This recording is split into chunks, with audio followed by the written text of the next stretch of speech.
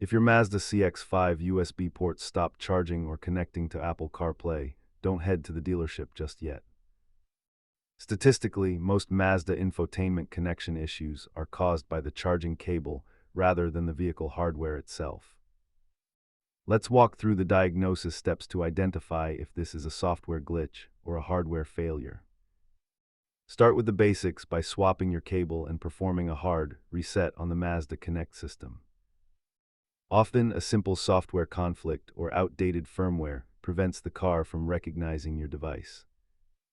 If the port feels physically loose or has no power at all, you might be looking at a blown fuse or a dead hub. A blown fuse is a $5 fix, while a failed hub module is more involved and expensive. Replacing the USB hub yourself can save you over $150 compared to dealership labor rates. The three-button salute is the most effective way to clear temporary software bugs in the Mazda Connect system. If you decide to replace the hub, you will only need basic plastic trim tools and a 10mm socket.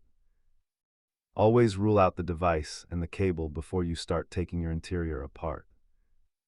Hopefully that reset or a new cable got your CX-5 back online. Drive safe and stay connected.